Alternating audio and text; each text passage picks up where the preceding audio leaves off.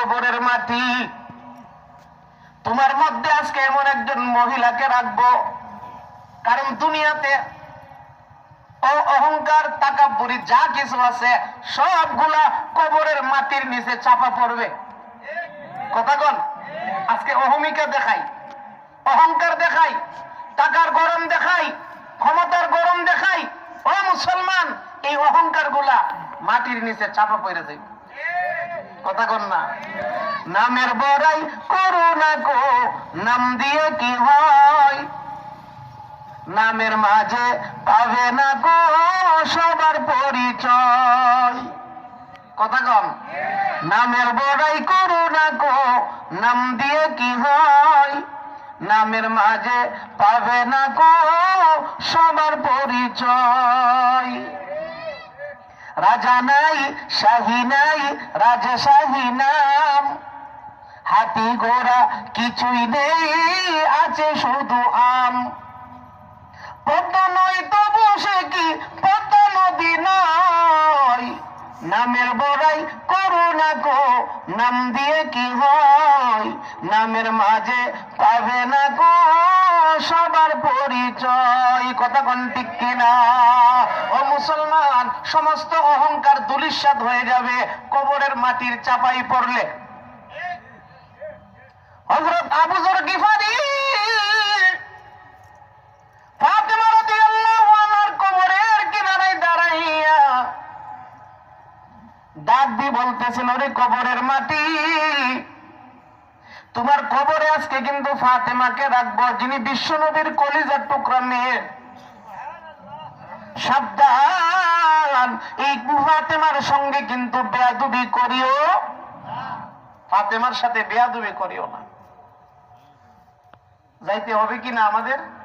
রাসূল দেখাইয়া দিয়ে গেছে, নবীজি এরকম ভাবে দেখাই দিয়ে গেছে যে কবরে যখন রাখা হবে, কবরের মাটি দুই পাশ থেকে চাপ দিবে, এক পাজরের হাড় আর এক পাজরের ভিতরে এইভাবে ঢুকিয়া যাবে। দুইটা আঙ্গুল, দুই হাতের আঙ্গুল যেভাবে একটা আরেকটার ভিতরে ঢুকিয়া যায়, এক পাজরের হাড় আর এক পাজরের ভিতরে এইভাবে ঢুকিয়া যাবে। খবর সারা করে লইব। কথা কোন ঠিক না? এই জন্য যুবক ভাইরা যারা আছেন, এখনো নিজের জন্য একটু চিন্তা করেন। আপনি আপনাকে বাঁচান, আপনি আপনাকে বাঁচান। আপনি আপনার আমল সুন্দর করে কবরের মধ্যে মুক্তি পাওয়ার চেষ্টা করেন।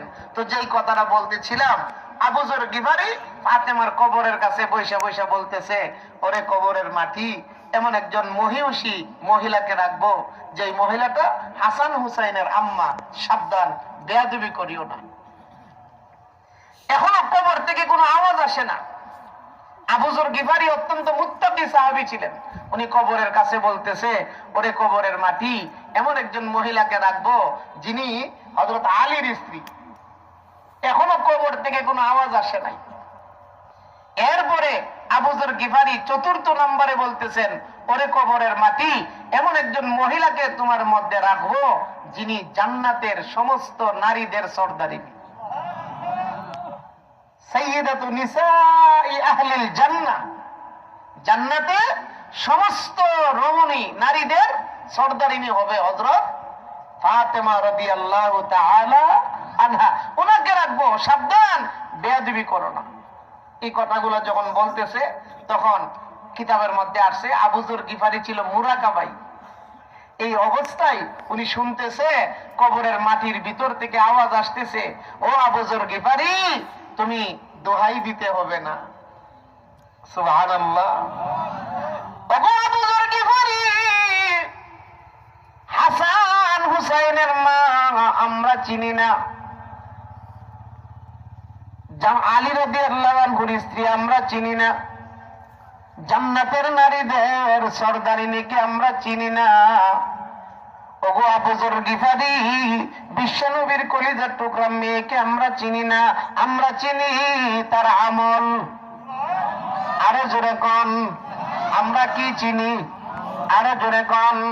ওগো আল্লাহর বান্দা বান্দি, আমরা চিনি তার আমল।